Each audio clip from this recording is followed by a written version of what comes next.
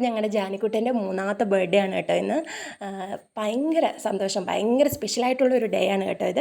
അപ്പോൾ ഞങ്ങൾ 2 പെൺകുട്ടികളായതുകൊണ്ട് തന്നെ ഞങ്ങൾക്കൊരു ആങ്ങളെ ഇല്ല എന്നുള്ളത് എപ്പോഴും ഞങ്ങൾ മിസ് ചെയ്തുകൊണ്ടിരുന്ന ഒരു കാര്യമാണ്. അപ്പോൾ ഞങ്ങൾ ആഗ്രഹിക്കാറുണ്ടായിരുന്നു ഞങ്ങൾക്കൊരു ആർക്കെങ്കിലും ഉണ്ടാകുന്ന കുട്ടി, ആദ്യമായിട്ട് ഉണ്ടാകുന്ന കുട്ടി ആൺകുട്ടിയായിരിക്കണം.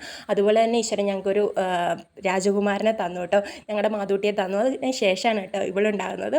അപ്പം എന്താ പറയുക, എൻ്റെ ഒരു കൺസെപ്റ്റ് അനുസരിച്ചിട്ട് ആൺകുട്ടി ഒരു വീട്ടിൽ ആദ്യം വേണം, അങ്ങനെ ആയിരുന്നു കേട്ടോ. പക്ഷേ ഇവൾ വന്നതോടുകൂടി അതെല്ലാം ഞാൻ തിരുത്തി കുറിച്ച്, കാരണം ഒരു വീടായാലും ഒരു പെൺകുട്ടി വേണം എന്നുള്ളത് മനസ്സിലാക്കി. ഇവളിലൂടെയാണ് കേട്ടോ ഞങ്ങളുടെ വീട്ടിൽ എന്തായിരുന്നു എന്നുള്ളത് ഞങ്ങൾ മനസ്സിലാക്കുന്നത്. ഒരു വീടിനെ ഒരു ഹാപ്പിയാക്കി വെക്കുക, ആ ഒരു വീട്ടിലുള്ള എല്ലാവരും എൻ്റർടൈൻ ചെയ്യാനായിട്ട് ഒരു പെൺകുട്ടിയെ കൊണ്ട് സാധിക്കും കേട്ടോ.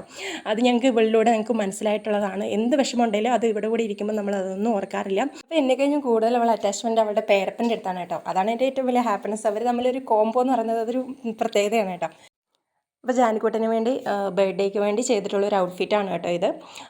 സിമ്പിളായിട്ട് ചെയ്തെടുക്കുന്ന ഒരു ടോപ്പും ഒരു സ്കേർട്ടും ആണ് കേട്ടോ ഇത്. അപ്പോൾ വൺസ് അഗെയിൻ ജാനിക്കുട്ട, ഹാപ്പി ബർത്ത്ഡേ ടു യു.